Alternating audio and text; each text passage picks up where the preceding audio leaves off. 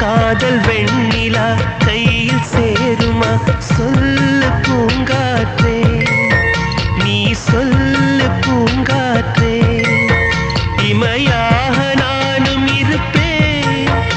இமைக்காமல் பார்த்து ரசிப்பேன்